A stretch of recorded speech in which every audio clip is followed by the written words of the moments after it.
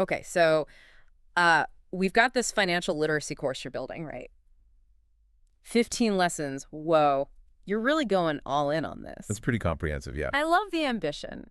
And you sent it to the right place. We're all about taking this knowledge and making it stick. And it's smart. The way it's laid out, each lesson kind of builds on the last one. You're starting with the fundamentals, which is key. Exactly. You got to have that foundation. And speaking of fundamentals, lesson 1, you jump right in. Why bother with financial literacy at all, right? I mean, it seems kind of obvious, but why? It's like, okay, imagine like trying to build something, a house even, without knowing what a blueprint is. Yeah. Or how to read one, even if you knew what it was. Okay, yeah. Financial literacy, that's your blueprint. For money, for your financial life. This first lesson, it's all about giving your students that foundation, right? So they can actually use all these tools you're about to give them. That's such a good point. It's like, what's the point of having tools if you don't know how to use them? So, okay, you understand the blueprint. Now what? Lesson 2, budgeting basics. And I feel like everyone, myself included, we have this like love-hate relationship with that word. Budget. Oh, for sure. Ugh. It's not the most exciting topic, right? But it's important. This lesson, though, this is where the rubber meets the road. You know what I mean? Yeah, yeah. It's one thing to know what a budget is, but it's another thing entirely to sit down and actually make one. And then the really hard part, sticking to it. Oh, tell me about it. I've definitely had my moments of budgetary, let's call it creative flexibility. Right. But, okay, seriously, what's the big aha moment for this lesson? Everyone thinks they know how to budget. Well, how about this? Okay, the average American household, right? Their credit card debt is over $6,200. Whoa. Yeah. Yeah. It's a scary number. But it shows you how important budgeting really is.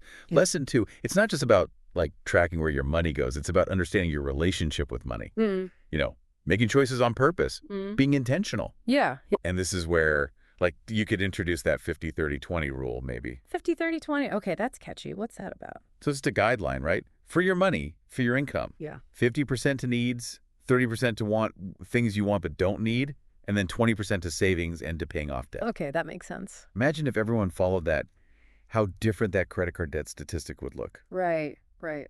It's a good way to start, I think, just to visualize where your money's going. Totally, totally. Like a financial diet. Right. Finding that balance, right? Enjoying life now, but also like investing in your future self. Exact. And speaking of investing in your future, that takes us to lesson 3, credit and debt. This is a topic that can make anyone nervous, I think, even if you think you're good with money. Oh, yeah. It's like this mysterious force, right? It follows you around. Credit scores, interest rates, all that. It's like a different language. Yeah, for sure. And that's why this lesson's so important. We got to demystify all that. Give your students the knowledge, right? Yeah. So they can take control, own their own story financially. So, okay, real world takeaway for this lesson. What's the difference between good debt and bad debt? Everyone uses those terms, but what do they actually mean? Such a good question. And it's something this lesson really needs to cover. Okay, so good debt, right? Like a mortgage that's reasonable, or maybe student loans if they're going to lead to you earning more money later. Yeah. Those can actually help you build wealth. Bad debt, though. Think high-interest credit card debt, stuff you put on the card without really thinking about it. Those impulse purchases. Been there. Right. That can get out of control so fast. So this lesson, it's about navigating those differences, helping your students make smart choices. Knowledge is power. Never more true than when it comes to money. Okay, so we've tackled debt. That can feel heavy. I'm guessing we're moving on to something a little more positive now. We are. Lesson 4, we're all about savings. Building that financial safety net, you know, for when life happens. Because it always does. Car repairs, medical bills, or even just like a spontaneous vacation, you never know. Right. And while vacations are fun, this lesson is about being prepared for those unexpected expenses, those curveballs life throws. Understanding the difference between saving in the short term, like for a down payment on a car, versus long term, like for retirement. So how do we make this engaging, though? Because saving money, it's important, but it's not exactly like the most thrilling topic to learn about. Okay, here's an idea. High-yield savings accounts. Did you know, even with just a little bit of money, you can earn a lot more interest compared to a regular savings account. Wait, really? See, this is why I need this course. Right. So it's not just about saving, it's about making your money work for you. Exactly. And that actually leads perfectly into lesson 5, banking. Oh boy, banking. It feels like a million different accounts, options, online banks, all that. Yeah. Easy to get lost. You're not wrong. It's not like it used to be, just checking and savings. Now you've got CDs, money market accounts. It's a lot. So how do we even begin to equip people to choose what's right for them? It's not like they teach you this in school or anything. Nope. And that's where this lesson comes in. Breaking it all down, explaining those different accounts, the good and the bad, helping your students figure out, okay, which banking products actually make sense for your goals. Being an informed consumer, even when it comes to banking, don't want to get hit with those random fees or miss out on earning more. Exactly. This knowledge, it gives your students power. Power to make good choices for themselves. Love it. Okay, so we've got budgeting, saving, banking, the essentials, but I have a feeling lesson 6 is where things get interesting. Am I right? You are. Lesson 6 is all about investing, Ooh. which it can seem intimidating, but it's so important if you want to build real wealth long term. Okay, before we get too far, can we just address the elephant in the room? For a lot of people, especially if they didn't grow up with money, investing just seems like gambling. Right. And that's something this lesson needs to tackle head on. Yes, there's risk. There's always going to be some risk, but it's not gambling. It's about making smart decisions, calculated risks, Yeah. growing your money over time. So this Sure. lesson would introduce those fundamentals, stocks, bonds, mutual funds, all that, but in a way that makes sense. Speaking of making sense, what about compound interest? I hear that phrase all the time. I'm not even sure I totally get it. Okay, so imagine this. You start investing just $50 every month, Yeah. right? And you start at 25 with an average return by the time you retire, that could be over $100,000 just from compound interest. Okay, you had me at $100,000. That's motivating. Exactly. And that's what this lesson highlights. The power of starting early, even with a little bit. Consistency over time, that's the key. It's like planting a tree, right? The best time was 20 years ago. The second best time is today. Exactly. Okay, so we're thinking long term, which I like. But lesson 7 feels like a bit of a buzzkill: taxes. Right, yeah. The one certainty in life, right? But seriously, people avoid thinking about them till they have to. How do we make taxes engaging? Because it's not inherently a fun topic. It's true. Taxes aren't a party, but they're crucial. We got to reframe it, Yeah. For your students, it shouldn't be a burden. It's an opportunity Okay. to make smart decisions that actually benefit you financially in the long run. Yeah. This lesson, it demystify all that. Yeah. Tax brackets, deductions, how to file, everything. So it's about giving people confidence to navigate the system, maybe even save some money come tax season. Exactly. Mhm. Knowledge is power, even when it comes to taxes. Yeah. And hey, no stressful surprises come April either. That's always a good thing. Okay, from the future of our taxes to the future, period. Lesson 8's all about retirement, which, I know, it can feel so far off, especially for younger generations. It does, but it's never too early to start, honestly. Yeah. This lesson's all about retirement accounts, 401k, IRAs, all that. And again, that compound interest, it's magic over the long term. You keep saying that compound interest, it must be important. But seriously, how do we stress that? Like, planning for retirement matters. When people are struggling to pay rent now, or those student loans, it feels like a luxury to even think that far ahead. Totally valid concern. And honestly, that's something this lesson needs to address. It is tough to prioritize saving for retirement when you're just trying to make ends meet right now. Right, yeah. But even small contributions early on make a huge difference, thanks to that compound interest. Okay, so it's about a mindset shift. Yeah. Even a little bit is an investment in your future. 100%. This lesson, it's about empowering them to create that roadmap for their golden years, however they picture it. Now that's a future I want to be a part of. Okay, saving, investing, retirement. What's next on this financial literacy journey? Well, we all know life is full of surprises. And sometimes those surprises come with a pretty hefty price tag attached. Oh. That's where lesson 9 comes in, insurance.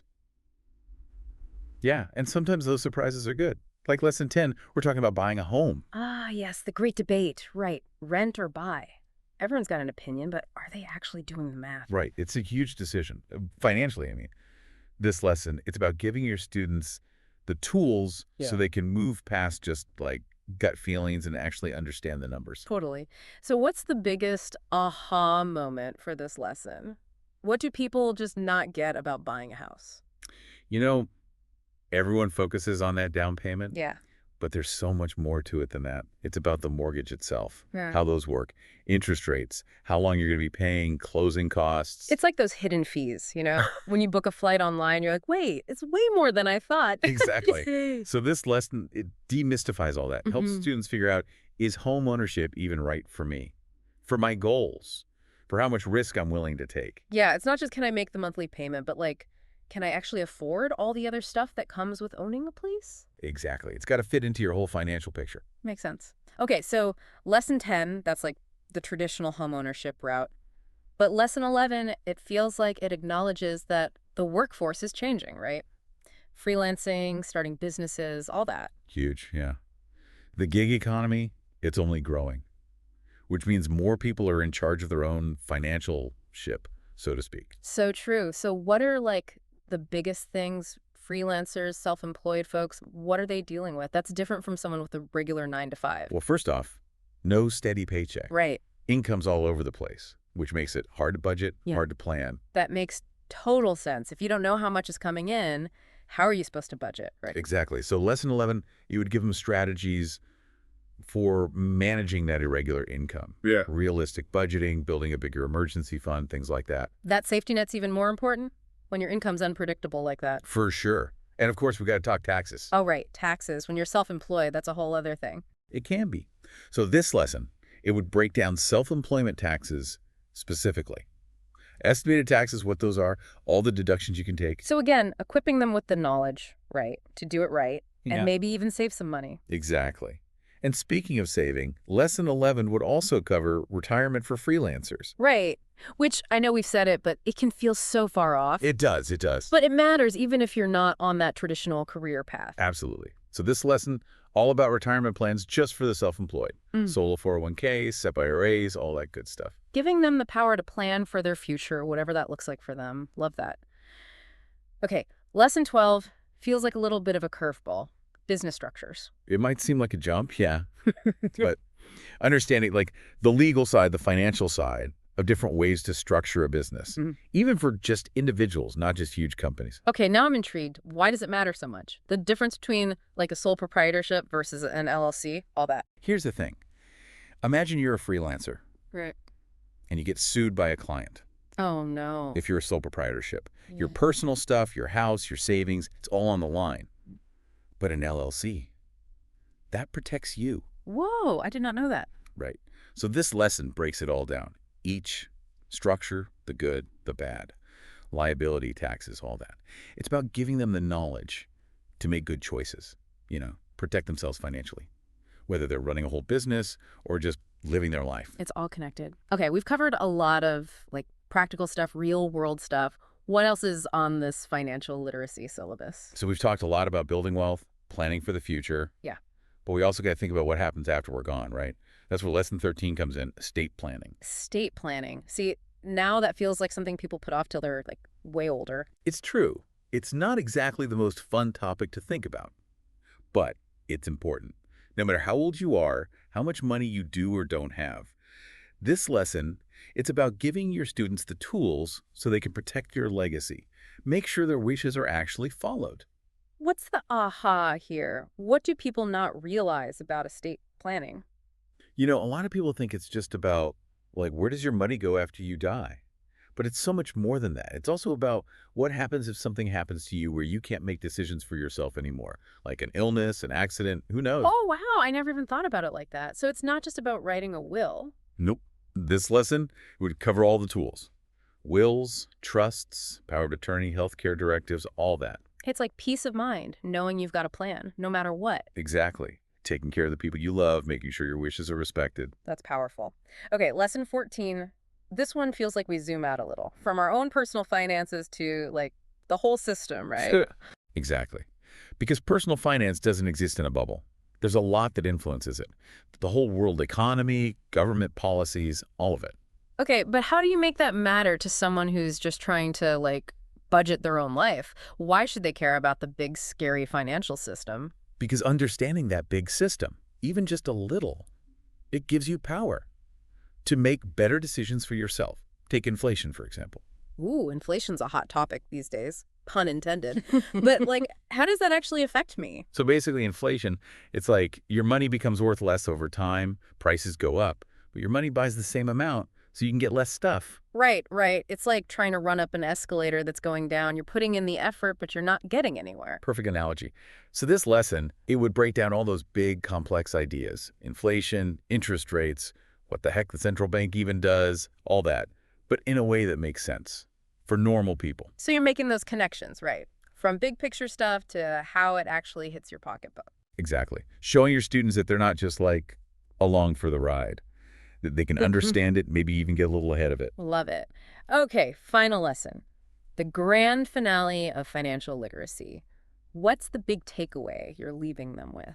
It's all about bringing it back together, Yeah. all these lessons and focusing on goal setting and long-term planning. Because what's the point of all this knowledge if you don't have a plan for what to do with it? Right? Exactly. So this lesson, it's about taking them through that process, how to set SMART goals, which are specific, measurable, achievable, relevant, and time-bound. Okay, I like it. It's not just, I want to be rich. It's like, how are you actually going to do that step by step? Exactly. This lesson gives them those steps, the tools, the strategies, so they can take those dreams and make them real. It's like your own financial roadmap, right? Exactly. You're plotting your course, figuring out those milestones you want to hit along the way.